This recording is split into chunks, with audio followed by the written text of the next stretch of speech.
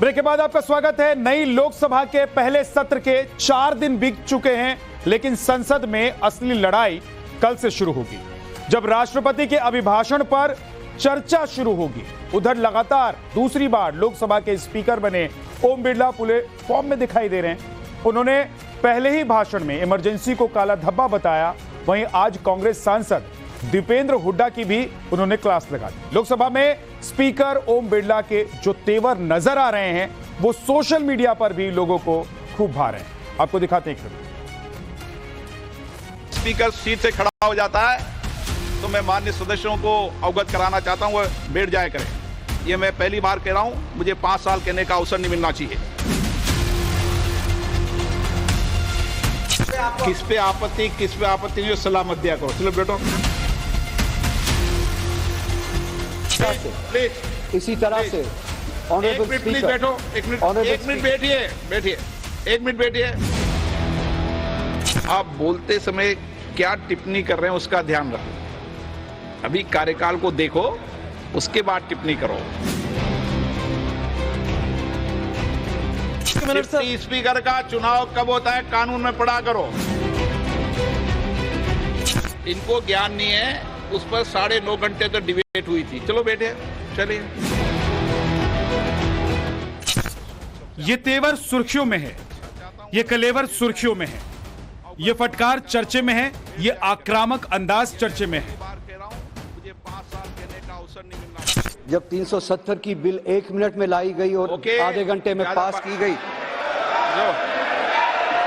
आधे घंटे में पास की गई। प्लीज बैठिए। आप रहिए, इनको ज्ञान नहीं है, उस पर 9.5 घंटे तक डिबेट हुई थी। चलो बैठे, चलिए। चेहरे पर मीठी मीठी मुस्कान, लेकिन बातों में सख्ती। इस बार ओम बिरला का स्टाइल कुछ बदला सा है। 18वीं लोकसभा में लगातार दूसरी बार स्पीकर चुने गए ओम बिरला फुल फॉर्म में नजर आ रहे हैं। लोकसभा में सांसदों के शपथ ग्रहण के दौरान लगातार इसकी तस्वीरें सामने आ रही हैं, जब स्पीकर ने नए सांसदों से लेकर पुराने सांसदों को न सिर्फ लताड़ लगाई, बल्कि उन्हें मौके पर ही अनुशासन में रहने का पाठ भी पढ़ाया। असल में नई लोकसभा में विपक्ष अटैकिंग मुद्रा में है। वो सरकार को घेरने का मौका नहीं चूक रहा। इंडिया अलायंस के सदस्य हाथों में संविधान लेकर शपथ ले रहे हैं। स्पीकर पर भी तंज कसने और उनको निशाना बनाने का मौका नहीं छोड़ रहे हैं। लेकिन ओम बिरला ने भी सख्त रुख अपनाया हुआ है। ओम बिरला ने संसद सत्र के चौथे दिन कांग्रेस सांसद दीपेंद्र हुड्डा को कैसे फटकार लगाई, देखिए। किस पे आपत्ति नहीं, सलाह मत दिया करो। चलो बैठो। हुआ दरअसल यूं कि लोकसभा में केरल के तिरुवनंतपुरम से चुने गए कांग्रेस सांसद शशि थरूर शपथ लेने के लिए आए तो संकर आए। जय हिंद, जय संविधान, जय संविधान। शपथ ग्रहण करने के बाद शशि थरूर जब स्पीकर ओम बिरला से हाथ मिलाकर अपनी सीट की ओर लौट रहे थे, स्पीकर ने उन्हें टोका। स्पीकर ओम बिरला ने कहा कि संविधान की शपथ तो ले ही रहे हैं। संविधान की शपथ तो ले ही रहे हैं। ये संविधान की शपथ है। इसके बाद दीपेंद्र हुड्डा ने अपनी सीट से खड़े होकर कहा कि संविधान की शपथ पर आपत्ति नहीं होनी चाहिए, जिस पर विपरे ओम बिरला ने दीपेंद्र हुड्डा को वहीं फटकार लगा दी। इस पे आपको आपत्ति नहीं होनी चाहिए थी सर। किस पे आपत्ति नहीं, सलाह मत दिया करो। चलो बैठो, चलिए। दीपेंद्र हुड्डा और ओम बिरला की नोकझोंक पर अब कांग्रेस महासचिव प्रियंका गांधी ने आपत्ति जताई है। प्रियंका गांधी ने सोशल मीडिया प्लेटफॉर्म एक्स पर लिखा कि भारत की संसद में जय संविधान नहीं बोला जा सकता। संसद में सत्ता पक्ष के लोगों को असंसदीय और असंवैधानिक नारे लगाने से नहीं रोका गया, लेकिन विपक्षी सांसद के जय संविधान बोलने पर आपत्ति जताई गई। बहरहाल जो रुख स्पीकर ओम बिरला ने अख्तियार किया है, उनका संदेश साफ है कि लोकसभा में अनुशासनहीनता नहीं चलेगी। अपनी बात रखिए, लेकिन अनुशासन के साथ। बुधवार को ओम बिरला दूसरी बार लोकसभा के स्पीकर चुने गए। प्रधानमंत्री नरेंद्र मोदी और लोकसभा में विपक्ष के नेता राहुल गांधी ओम बिरला को आसन तक लेकर गए, लेकिन इस बार चुनाव परंपरा के मुताबिक सर्वसम्मति से नहीं हुआ। इंडिया अलायंस ने कांग्रेस सांसद के सुरेश को स्पीकर पद के लिए आगे किया, जबकि नंबर गेम भी उसके पास नहीं था। मतलब जानबूझकर सिर्फ अपनी ताकत दिखाने के लिए विपक्ष ने परंपरा को तोड़ा। यही कारण है कि इस बार स्थितियां वैसी नहीं हैं जैसे 17वीं लोकसभा में थी। जब पक्ष विपक्ष दोनों की सहमति से ओम बिरला को स्पीकर बनाया गया था। इसके अलावा विपक्ष ने शुरू से ही दबाव की रणनीति अपनाई है। ओम बिरला विपक्ष निशाने पर हैं। दोबारा लोकसभा अध्यक्ष चुने जाने पर उन्हें तारीफ मिली तो ताने भी। सबसे पहले अखिलेश यादव ने उन पर तंज कसा। निष्पक्षता इस महान पद की महान जिम्मेदारी है। आप लोकतांत्रिक न्याय के मुख्य न्यायाधीश की तरह बैठे हैं। हम सबकी आपसे अपेक्षा है कि किसी भी जनप्रतिनिधि की आवाज दबाई न जाए और ना ही निष्कासन जैसी कार्रवाई दोबारा सदन की गरिमा को ठेस पहुंचाएं।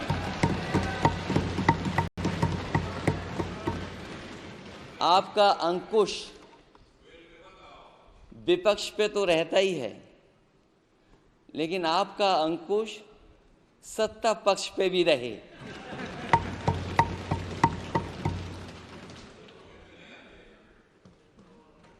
अध्यक्ष महोदय, आपके इशारे पर सदन चले, इसका उल्टा ना हो। अखिलेश के तंज ने सोशल मीडिया पर खूब सुर्खियां बटोरी। अखिलेश के बाद नेशनल कॉन्फ्रेंस के सांसद आगा सैयद ने ओम बिरला के पिछले कार्यकाल पर तंज कसते हुए धारा 370 वाले प्रस्ताव को 1 मिनट में पास करने का बयान दिया तो स्पीकर ओम बिरला ने तुरंत नए सांसद की हेकड़ी निकाल दी।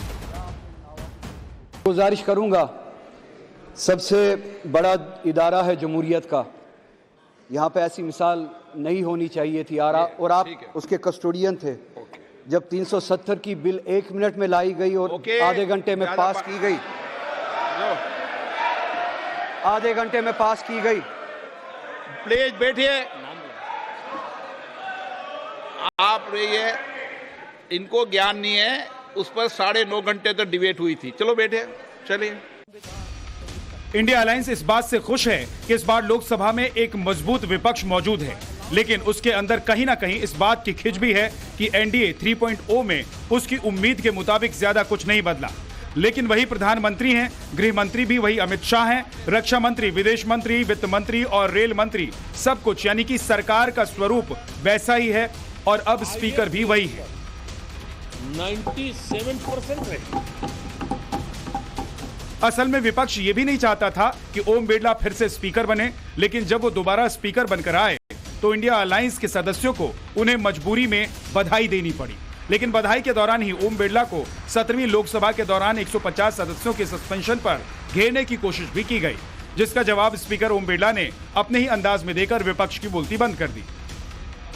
मुझे इस चीज का फिक्र है कि ना हम इस तरफ तो ना हम इस तरफ, लेकिन हम अपने पंजाब और पंजाबियों के लोगों की आवाज उठाने के लिए जब मैं यहाँ पे खड़ी होंगी, मैं आपसे यही उम्मीद करती हूँ सर कि आप हमारे छोटी पार्टियों की तरफ, छोटे कम्युनिटीज की तरफ, माइनॉरिटी की तरफ भी आप वही निगाह के साथ जैसे आप बड़ी पार्टियों को देंगे, हमारे आरक्षण भी आप करेंगे, हमें भी आप मौका देंगे और जितना पहले करते थे उससे थोड़ा ज्यादा करके प्रिंसिपल्स ऑफ डेमोक्रेसी को आप जिंदा रखेंगे कि छोटी पार्टी चाहे होए, अकेला मेंबर चाहे होए, लेकिन लड़ाई उतनी ही तगड़ी होती है जितनी बड़ी पार्टियां लड़के शायद उससे ज्यादा होती है। पहले मौका नहीं तो दिया लड़के आपको? जब इधर पहले मौका नहीं दिया आपको?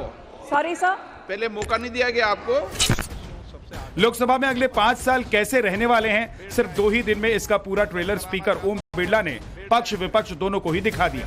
उन्होंने अपने पहले भाषण में आपातकाल को काला धब्बा बताया और पहली इमरजेंसी की 50वीं बरसी पर जान गंवाने वाले लोगों को मौन रखकर श्रद्धांजलि देने का प्रस्ताव रखा। उनके प्रस्ताव पर एनडीए ने मौन रखा, जबकि इंडिया गठबंधन समेत पूरा विपक्ष हंगामा करते रहे और उन पर बीजेपी का एजेंडा लागू करने का आरोप लगाया। तो देखिए कैसे ओम बिरला ने विपक्ष को हिदायत दी। जब स्पीकर सीट से खड़ा हो जाता है तो मैं माननीय सदस्यों को अवगत कराना चाहता हूं, वह बैठ जाया करें। ये मैं पहली बार कह रहा हूं, मुझे 5 साल कहने का अवसर नहीं मिलना चाहिए। स्पीकर के ऐसे कड़े तेवर देखकर विपक्ष भी हैरान है। विपक्ष नैरेटिव सेट करने में लगा है कि इस बार उसका संख्या बल पहले के मुकाबले ज्यादा है, तो इस बार वो मुखर होकर विरोध करेगा। आपके बोझ को यह सरकार कम करेगी डिप्टी स्पीकर बनाकर, इतना बोझ आप पर नहीं डालना चाहिए। हाउस का कैरेक्टर बदल चुका है सर, इस हाउस का कैरेक्टर बदल चुका है।